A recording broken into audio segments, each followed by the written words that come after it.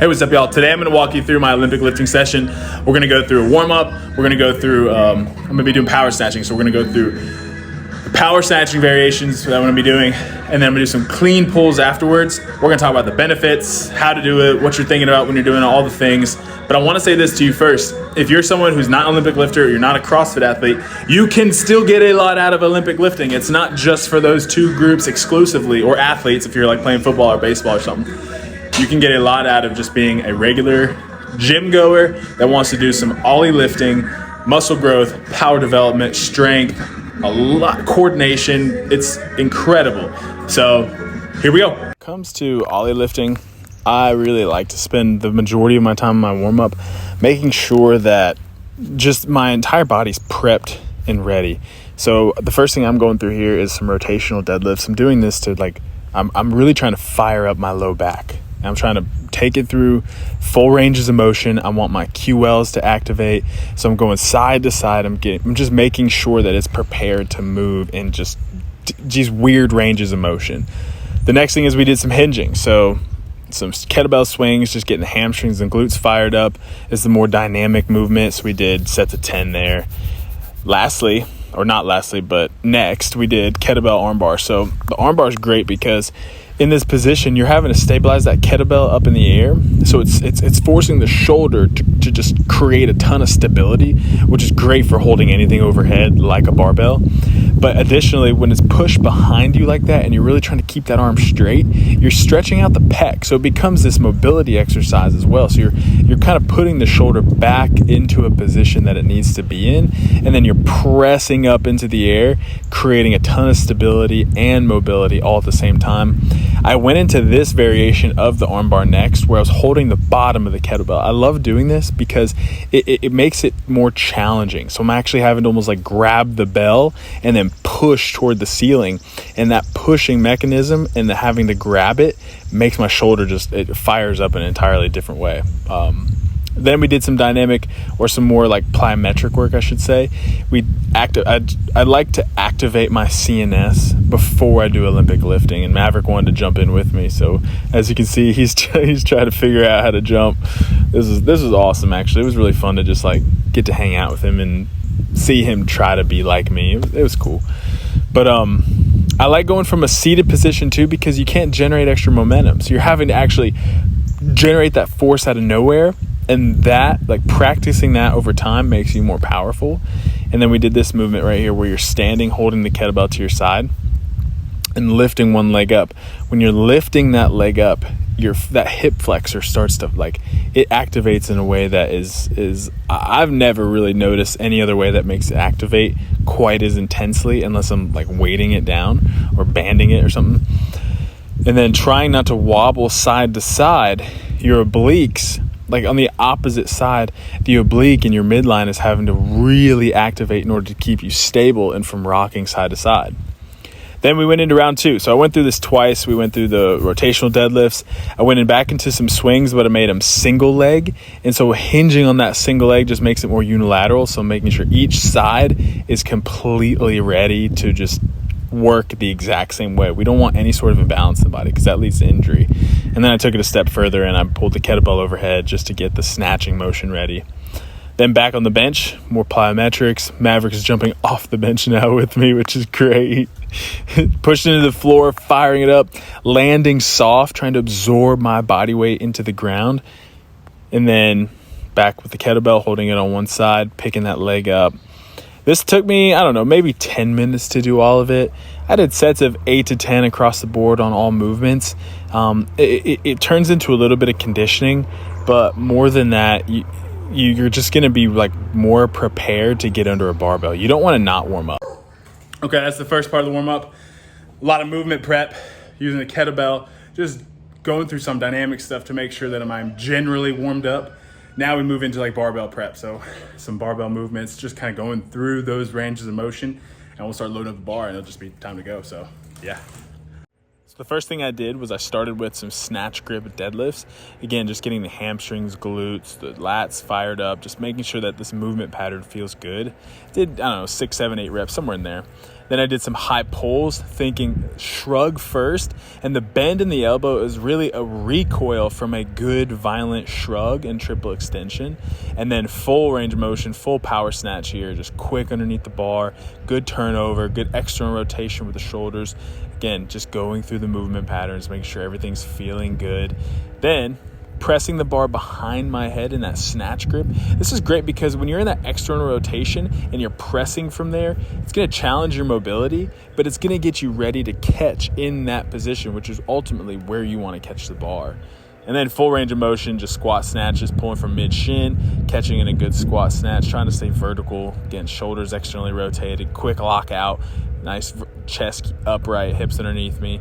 And then I like sitting in the bottom and shifting side to side just to practice my mobility. That's the first part of the workout. A lot of warm-up stuff, a lot of barbell work. And as you can tell, I'm already sweating a lot. So now we're gonna slow things down a little bit to make it more strength-based. You wanna say hi? Hi. And Hi. we're gonna slow things down a little bit. It's gonna be more just sets of 3, pretty heavy. I might superset it with some core work. I haven't decided yet. Correct. But yeah, core work, that's right. But that's gonna be the first part. Some power snatches, sets of 3, core work, and then some clean pulls, probably sets of 3 again. Pretty heavy there with some more core work. And that'll be it for the Ollie lifting part of the day. Okay, now we're into the actual Olympic lifting portion of the day, starting off at 95 pounds. I know that for any weightlifter out there, the colors are completely backwards. Yellow is usually 35, but these are 25s. I don't know what to tell you.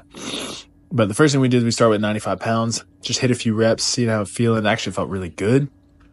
Next thing we bumped up to 135. Here, all I'm thinking is I want to press my feet into the floor. I want my hamstrings to be engaged. I want a good shrug.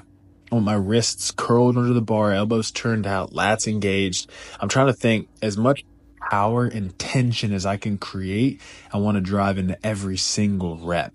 That's what's great about the Olympic lifting is it's a total body exercise because you literally have to be activated in every part of your body. And then that catching position with that barbell overhead, you need thoracic extension mobility. You need shoulder external rotation. You need good ankle mobility, hip mobility. You need dexterity in all your joints and tendons. I mean, it's crazy the amount that goes into just simple Olympic lifts. But I jumped into up to 165 there for 1 rep just to see how it felt. Then Maverick wanted to do some more jumps off the box. So I went ahead and hopped in on that with him. Just, it's a little extra work. It's nothing. It was good. It was fun. Then I jumped to 185. These are my working sets for the day. 185, sets of 3. The goal was power snatching. Later on in my sets, I did 6 sets of 3. My 5th and 6th set were no longer power snatches. They were basically squat snatches. But to get started, I mean, you can already see I'm catching right above power position, right above parallel. But I'm thinking big extension. I'm trying to pull that bar up as high as possible, pushing into the floor, good extension, all hips. And truthfully, that's the beauty of having a strong squat. That's why you want to be back squatting and front squatting, is because you want to have the ability to create so much power into the ground that it translates over into lifts like this.